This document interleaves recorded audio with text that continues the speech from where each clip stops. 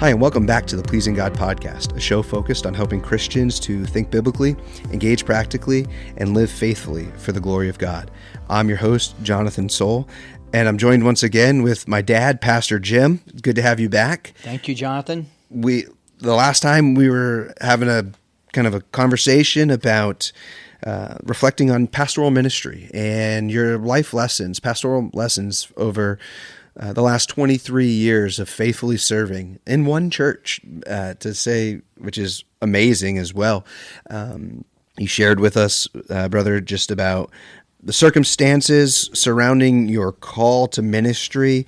And I just want to recap on that briefly. You became a follower of Jesus when you were 21 years old.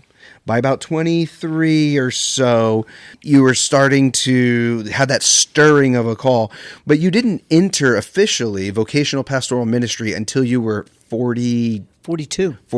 So you had 19 years of, let's say, being in the school of Christ, of the training ground. That's a very good way to approach it, because what it allowed me to do is, because I was immersed in an unsaved culture in the military. Yeah.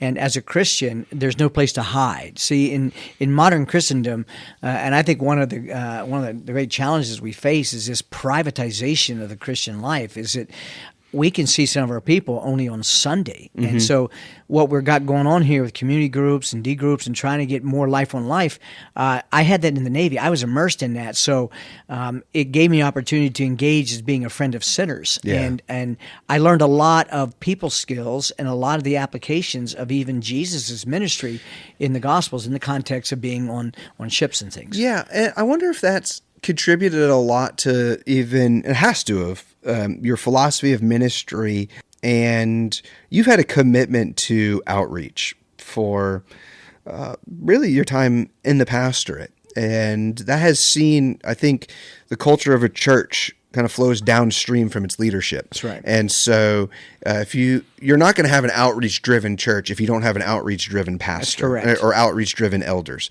You're not going to have a church of deep discipleship if that's not being practiced and preached. That's right. In a church. And so I wonder how much that 19 years of having to kind of like live out your faith in the midst of darkness in a radically unchurched context on the ship, I wonder how much that kind of carried into your desire for outreach in the local church. I think it fostered a real love for people outside of Christ. Yeah. You see the misery, because I was miserable outside of Christ, and I was led to the Lord by a man who loved my soul, as I told you in the first episode.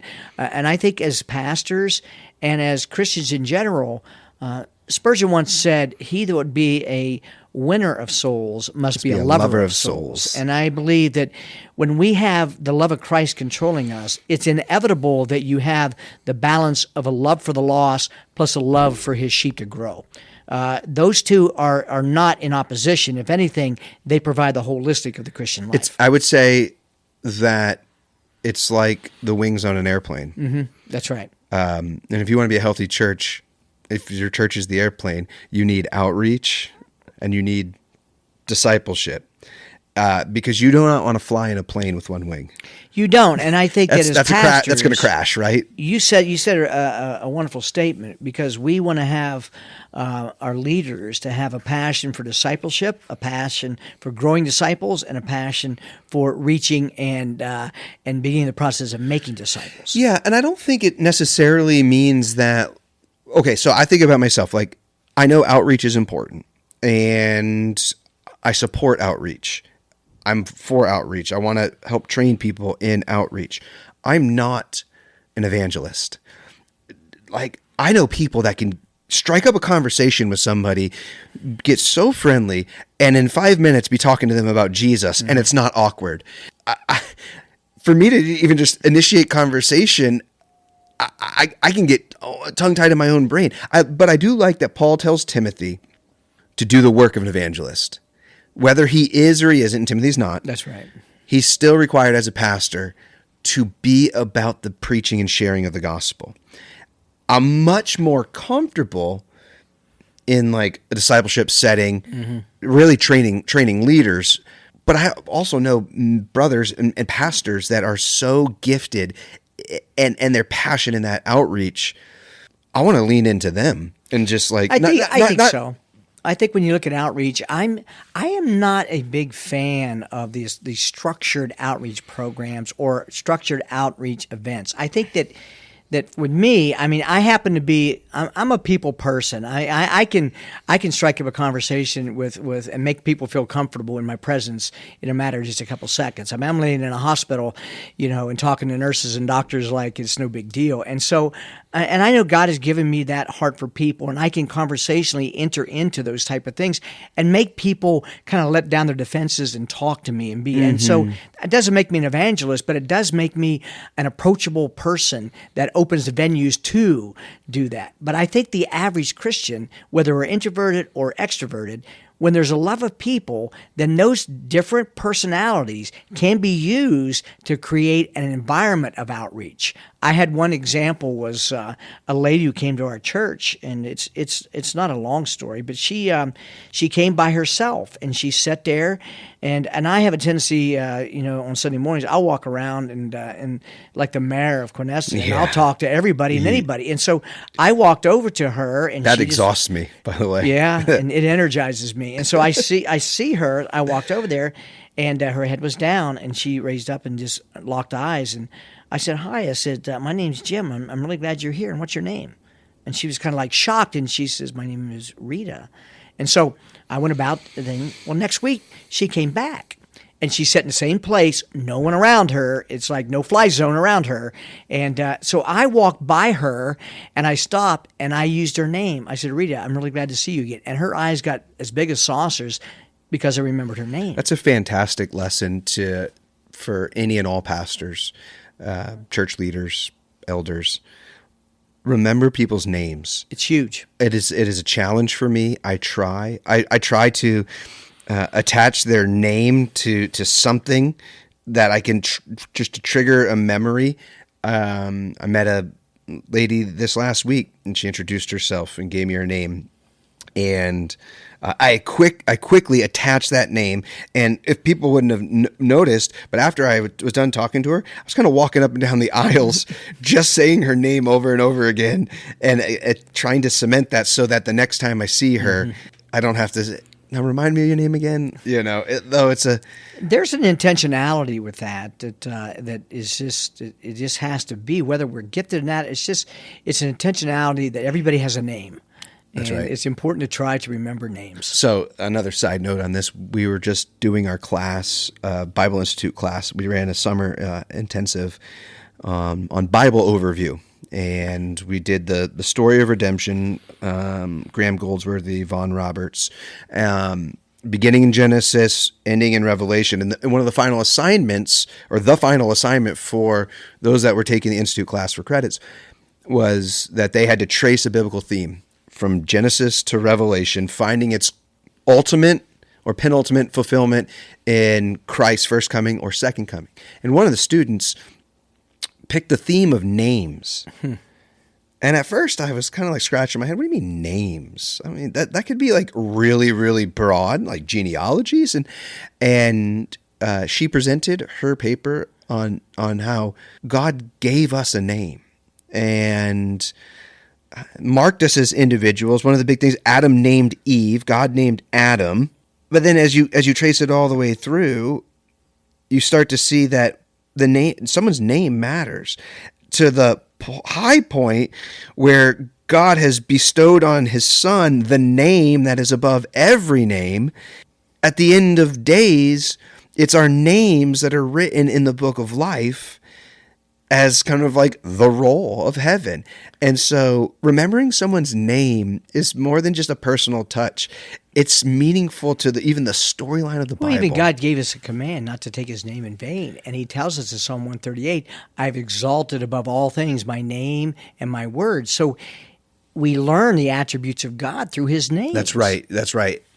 Who shall I say sent me? That's exact. Tell him I am who I am. That's right. Or the reverence for Yahweh, where the Jews would not even speak the name. And I'll tell you, Jonathan, people love to hear their names.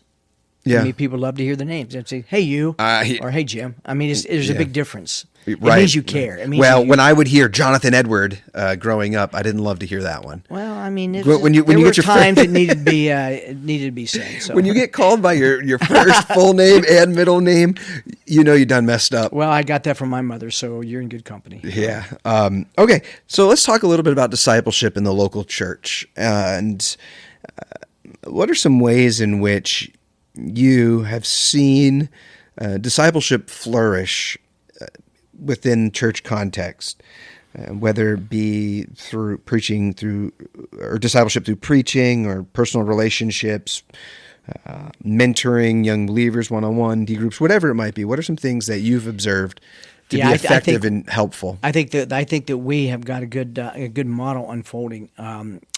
When I first got here, and because there was really not a lot of that going on, it was only in the structure of a Sunday school and the ABF. So there was nothing really going on outside of that, and so there would be this really kind of just a monologue. It was just kind of an instruction period only, and most of the time that just doesn't take. There isn't that, that application that's life on life with other people. And so we had that, and there's nothing wrong with that. There is merit for that. Mm-hmm. But I think that where it started to shift was we started to place an emphasis on getting involved in each other's lives. What you've done with your doctrinal project, and what you've done with stressing. Now we're into these community groups. I think that the homes are such a wonderful thing. And one thing that when I first got here, even as the assistant, and little did I realize it, but there was a discipleship component with that, is I visited people in their homes, and I would sit in their homes and talk about, the things of the Lord, and talk about it. It was almost in kind of an informal catechizing of the families. I think that there's much to be said about getting outside the walls. The walls are important in classrooms, which we're doing with the Institute and Sunday schools and ABS. Those are important. However, getting outside the walls and getting into the realm of hospitality, which hospitality is huge for discipleship, and I think that's a very important part. I was really influenced by J.T. English's book, Deep Discipleship, where he really kind of teases out. He actually that was a lot of influence on my doctoral work, where he's arguing kind of for a pendulum swing back to learning centers, but he distinguishes between teaching, I think he calls them teaching centers and community centers, and identifying the purpose of a gathering. Is this for building community, or is this for teaching or learning? And what he says is that one will take the primary over the other. You can't primarily do both. Mm-hmm. You will do both in those settings, but is this a community-focused thing, or is this? And so, having kind of so if you're in the Bible Institute and you're coming for community, you don't have the right expectation. If you're coming to a community group and you're wanting to go through systematic theology, you don't have the right expectation. And so, clearly identifying what this gathering is primarily focused on, I think is helpful, because you need community and teaching for discipleship. Mm-hmm. When Jesus gives the discipleship mandate, he tells them to go and make disciples of all nations. By what? Teaching them to observe all that I have commanded you. And I am with you always. There's fellowship and community there until the end of the age. Baptized in the name of Father, Son, Holy Spirit. And so I think what's helpful is helping to distinguish which spaces, the purpose of spaces, but having both. In the previous, we talked about episode, I think we talked about the arms on the airplane, with evangelism being one side and discipleship being the other. Well, if we were flying the discipleship plane, I think we have learning centers and community centers where that balances it out. But you still are centered around the Word, about fostering friendships, faith formation, fellowship. Those are all. I think those. I like the illustration of the airplane. One thing that I have done personally in the last 10 years is that I have intentionally formed small groups of men, anywhere from 2 to 4, and we have studied books, thematic books concerning discipleship, concerning the life of Christ and things like that, and getting men together to work through biblical-based books that focus on growing in the faith. I found that to be so rewarding because one, they were committed to a certain time. Secondly, there was directed material. And thirdly, they had to prepare before they came. And I have benefited so much from just investing in men in those small group settings. Yes. Yeah, I think... Informal but formal. So I do not believe there is something that we would say is the model of discipleship. People, when we talk about discipleship in the local church, they want to run to Titus chapter 2. Yeah. And here's the model: older women to younger women, older men to younger men. I would say, no, that is a model. And that is a helpful model. And so you can have the one-on-one mentoring type of model. You can have a community group model. And you think about something that we're working on implementing called the discipleship pathway, where we're looking, how do we move people from the big gathering, corporate worship, to community groups, to discipleship groups, to the Institute, and then ultimately from the Institute back into leading in corporate worship.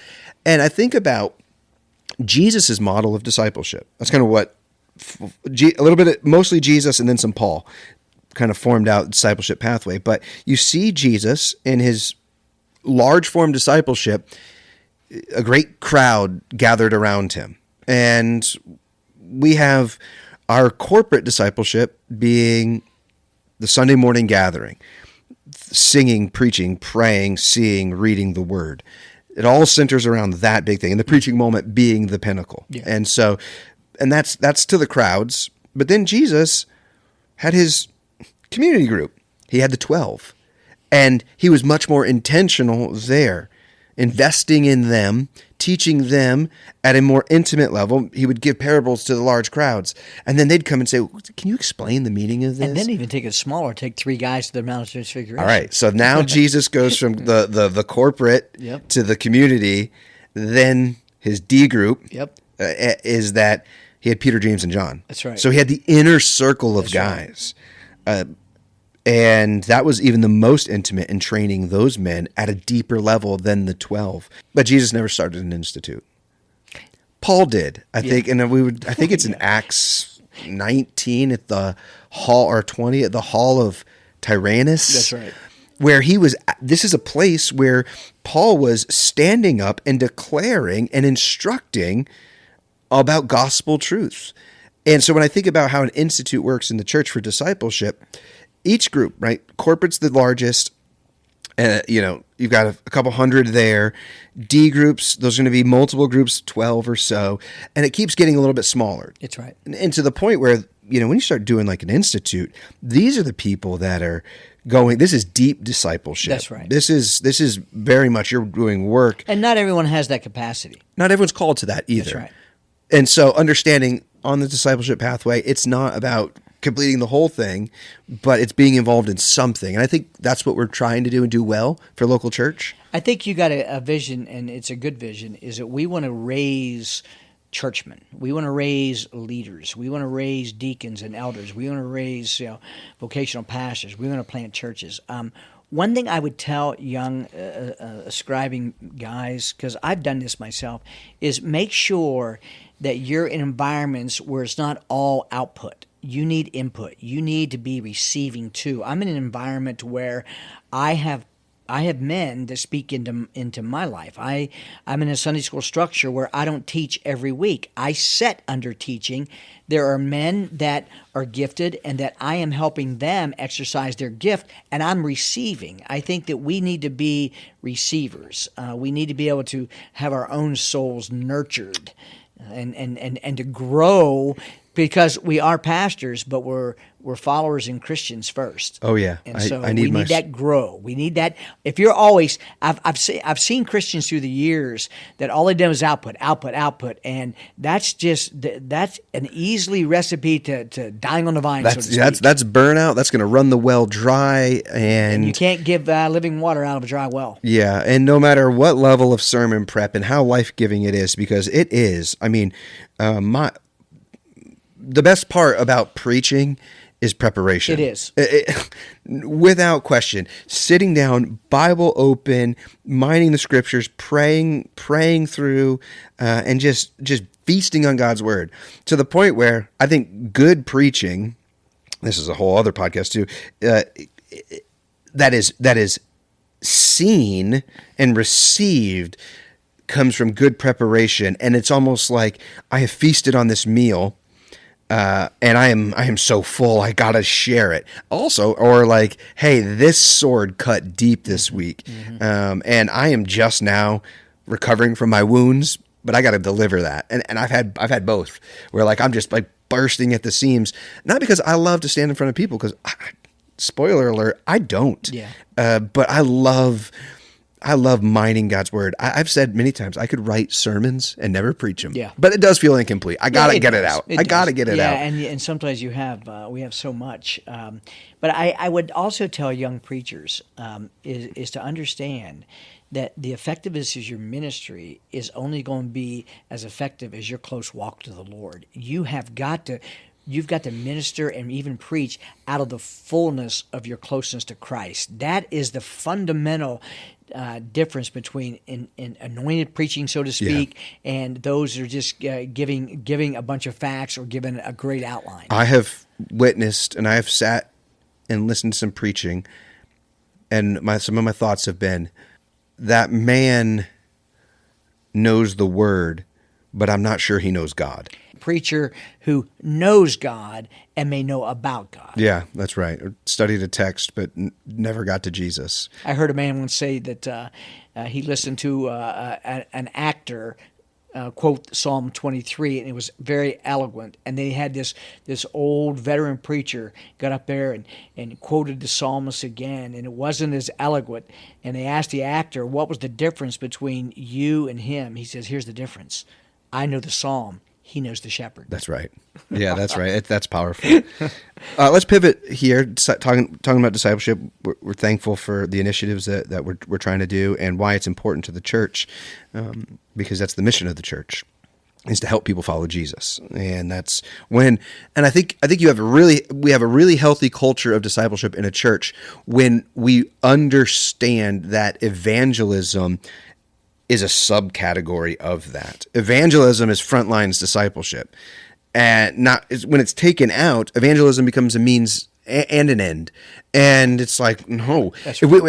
we want to introduce you to Jesus, and then we want to help you get to know Jesus, and we want to get to the point where you are introducing people to Jesus right. and helping them get to know Jesus, because that's generational discipleship. And that's what we want to do. So you've got a new initiative going on. You're in a state of transition in life. You're coming up to the conclusion of your vocational pastoral ministry.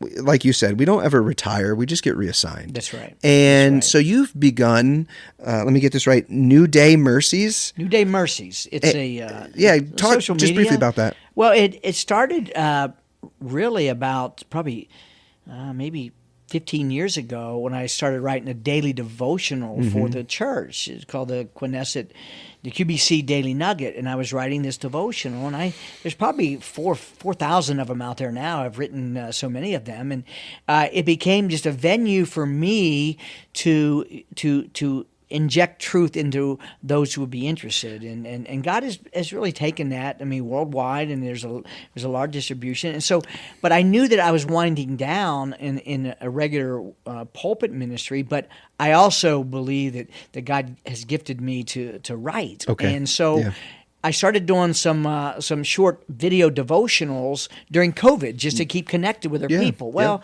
I had some ex-Navy friends and guys that said, "Will you continue to do this?" So I saw that eventually this would fade away as a ministry of Quinessa, and rightly so. But I knew that I still wanted to do and inject truth through social media. Okay. And so that's what New Day Mercies has evolved to. We post scriptural pictures with that. We write devotionals. We do video. So like a daily encouragement Oh, it ministry. is. It's what it really is. Content. And if you look on the bio and the Facebook page, it is a daily encouragement ministry of the Word. It has video. It has scripture. It has devotion. So how could someone find it?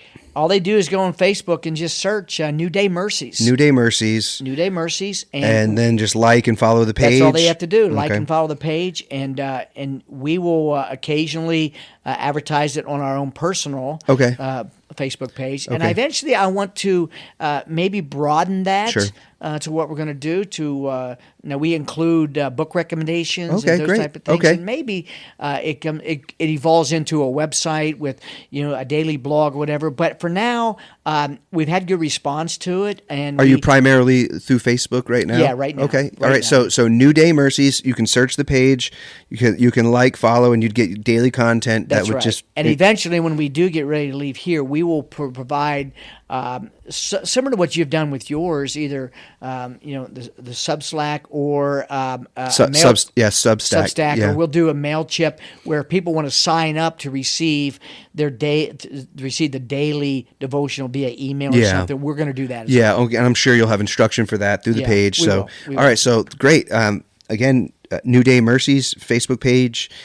Like, follow, subscribe, whatever you do on Sure. that, and that way you can stay abreast with content. And then as you're releasing some new stuff, you'll post to listeners there. We will. Okay, We will. great. I'm excited about that. I think I'm a follower too on that, but my Facebook days, I'm very hit and miss on social. I need to do better. Yeah. I know there's so much out there that's not good on social media. So my desire was just to flood it with good stuff. That's right. Yeah, that's good. All right, let's wrap up our conversation here with just encouragement for the next generation. For a while there, I was the next generation, but right now, I feel like I'm just the middle generation. You are. When I get called a young guy, I kind of chuckle, and I'm at the point now You should where probably correct that person. I'm like, well, I'm glad you still feel that way about me. That's right. That's right. But there is a widening gap occurring between you and the younger. But you're in a position now, and you're in a very influential position that the future where we're at and in our culture. I believe that there is a spiritual hunger that's occurring in young people. And even in not so young people, there is a spiritual hunger that we have an opportunity to really do a good work in our generation. And we see some of the older generation. We saw John MacArthur, recently Vodi Bachman go to be with the Lord, R.C. Sproul. So it's time, and you're of that. And it's time for us to seize the moment that we have. And I believe that you have an opportunity to really impact. And for what we need to do is we need to make sure we encourage Christians that these may seem dark times, but the light shines brighter in the darkest. I have no pessimism about the future of the church. Nope. I am extremely optimistic. And some people say, oh, that sounds like being post-mill. No, I'm not saying that. What I am saying is that I think that there is a bright future. I do too. I think you see a little bit of like a Charlie Kirk effect, that's been happening in recent time. I'm excited, and I look at darkness around not as opposition, it is, but as opportunity. That we can be a city on a hill. We can be a light in the midst of darkness. And we live in a region of the country in New England that is woefully unchurched, and it's opportunity.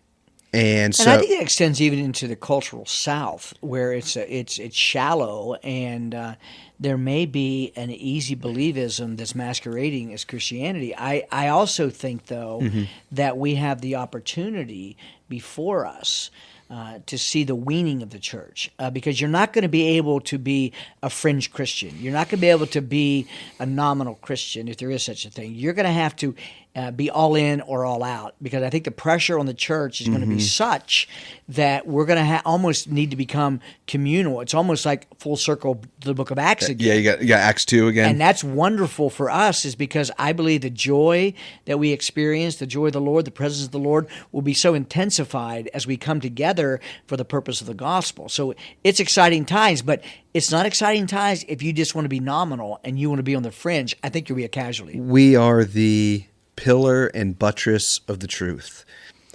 And we live in a world that is messy, is confused, and is in a state of chaos. And we are the pillar of truth. And that's the opportunistic times which we live. Because my burden is to see the church embrace the metaphors that we are. Christ is the head, we're the body. The husband, the bride, the vine, the branches. I want to see the church really grasp what it means to be in union with Christ and the radical implications that is for culture. Okay, so let's bring it all full circle. 23 years. It'll be 24 and a half when we wind this down. 24 years. What would you say to younger pastors, leaders, or Christians who want to remain faithful over the long haul? Number one, never, ever, ever write a resignation letter on a Monday. Or just don't hit send. Or don't hit send. I said I probably have 50 of them on my hard drive. But man. No, always realize, to be faithful, number one, you have to be convinced that you didn't choose this; you were chosen for this. Mm-hmm. And that's everything. That's being a pastor. It's being a leader. That's everything. And it's being a Christian. Absolutely, that's everything. You better have that sense of even if you want to say it, divine handcuffs upon you, where I can't do anything but. Jesus looks at Peter. Where are you guys? Do you guys want to go now? Jeremiah. But to where will we? To whom shall we go? Peter says, "You have the words of eternal life."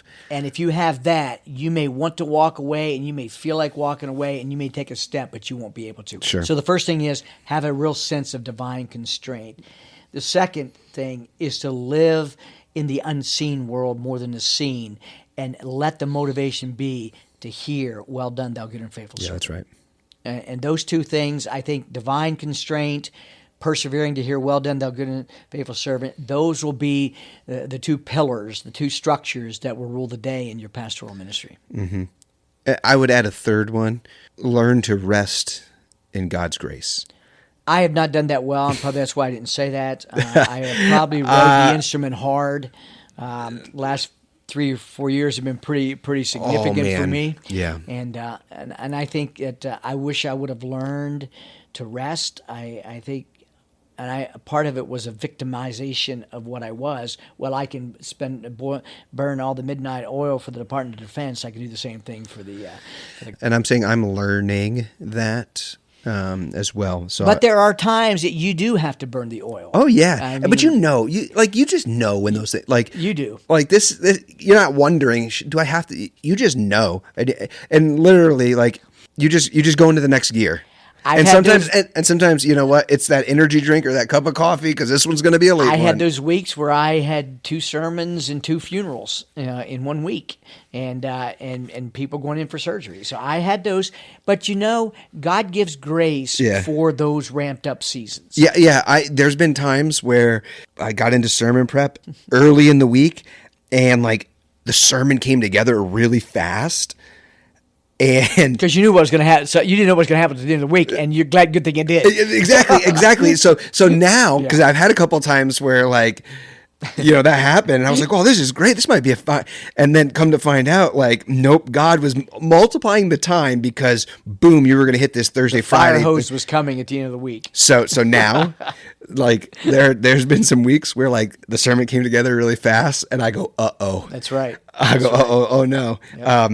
Yep. I think those are great, and no, I'm thankful. I'm thankful to have this conversation with you, just to pull from your multiple years of experience, the highs and the lows.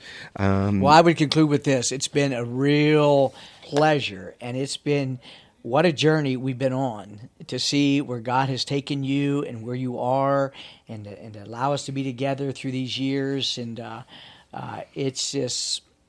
As difficult it is going to be to leave, I'm confident that God's got His hand on you and on our church. Yeah, I don't think we're going to let you leave, but you can keep trying. Right. But yeah, I will say, if anyone's benefited from your pastoral ministry the most, it has to be me. Well, thank you, Doctor. I want to thank you for listening to the Pleasing God podcast. If you have any questions, I'd love to hear from you. You could reach out at questions@pleasinggodpodcast.org.